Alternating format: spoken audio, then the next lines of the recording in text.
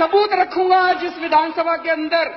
ये लोग मोदी जी को पैसा देते हैं और बदले में मोदी जी इनके खिलाफ इनकम टैक्स नहीं होने देते, नोटबंदी के पहले इन लोगों को बता देते हैं और इनका काम करवाते हैं।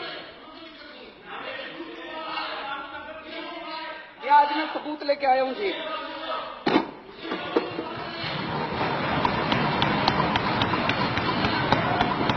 ये कागज मेरे कागज नहीं है जी, ये इनकम टैक्स डिपार्टमेंट के कागज हैं। इनकम टैक्स डिपार्टमेंट ने 15 अक्टूबर 2013 को आदित्य बिरला ग्रुप के ऊपर रेड हुई। उस रेड में इनकम टैक्स डिपार्टमेंट में रेड होती है, वो वहां से सारे उनके कागज उठा के लाते हैं। वापस आने के बाद इनकम टैक्स डिपार्टमेंट अपनी एक रिपोर्ट बनाता है उन कागजों के आधार पे, जिसको अप्रेजल रिपोर्ट कहते हैं। ये अप्रेजल रिपोर्ट है इनकम टैक्स डिपार्टमेंट की उस रेड की। उस रेड में उनके अकाउंटेंट से पूछा इनकम टैक्स वालों ने, अकाउंटेंट का नाम कोई सक्सेना था। सक्सेना ने कहा जी मैं हवाला का पैसा लेके आता हूं, मेरे बॉस हैं उनका नाम शुभेंदु अमिताभ है, वो जिसको कहते हैं फिर मैं उनको पैसा जाके बांट देता हूं। शुभेंदु अमिताभ बिड़ला ग्रुप के ग्रुप एग्जीक्यूटिव प्रेसिडेंट थे।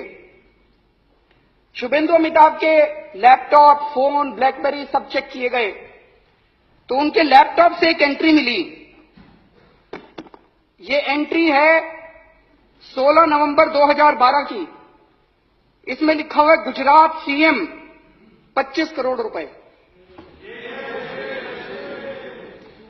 गुजरात सीएम के आगे 25 करोड़ रुपए, ब्रैकेट में लिखा है 12 डन, 12 दे दिए, रेस्ट क्वेश्चन मार्क। तो ये उसके बाद इनकम टैक्स डिपार्टमेंट ने अपनी एनालिसिस की है। ये उसकी एनालिसिस की कॉपी है। एनालिसिस में इनकम टैक्स डिपार्टमेंट लिखता है, considering the highly incriminating nature of transactions in the data retrieved from the laptop and hard disk of Shubhendu Amitabh and evasive replies and unsubstantiated claims made by him, it would be imperative for the assessing officer to scrutinize the data available in seized documents, including the laptop and hard disk, and determine the quantum of income concealed by Shri Shubhendu. Appraisal report उसके बाद assessing officer के पास जाती है और assessing officer फिर 2 साल लगा के उसकी इनकम का असेसमेंट करता है, ऑर्डर करता है।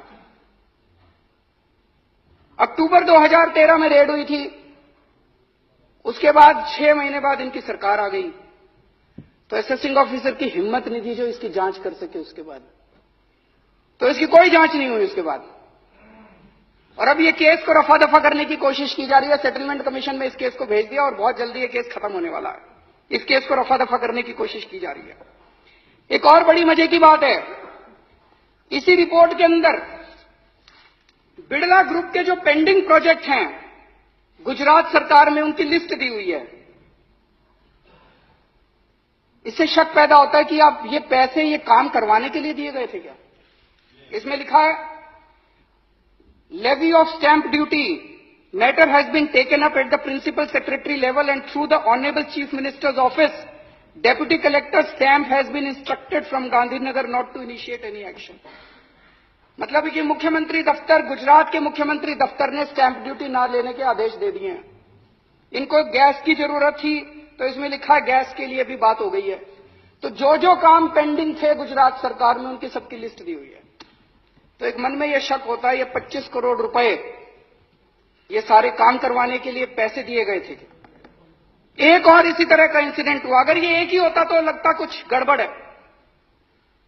22 नवंबर 2014 को सहारा के यहां रेड हुई। एक कमरे से 130 करोड़ से ज्यादा का कैश मिला। वहीं पे कुछ कागज मिले, उन कागजों में भी नरेंद्र मोदी जी का नाम है कि लगभग 400-500 करोड़ रुपए देने की बात है उन कागजों के अंदर। और कई नेताओं के नाम है, कई मुख्यमंत्रियों के नाम है देश के, उनमें नरेंद्र मोदी जी का नाम भी है। लेकिन इसकी अब जांच कौन करेगा? भारत के इतिहास में शायद आजादी के बाद पहली बार ऐसा हुआ है कि किसी प्रधानमंत्री का काला धन का जो खाता, बही खाता, हर बड़ा बड़ा जो भी बड़ा उद्योगपति, खरबपति होता है, उसका एक नंबर का खाता होता है और एक काले धन का खाता होता है। इतने करोड़ों का पैसा ऐसे ही थोड़ी दे देते हैं। काले धन के खातों के अंदर किसी प्रधानमंत्री का बाय नेम नाम आता हो, मुझे लगता है आजादी के बाद पहली बार ऐसा हुआ है।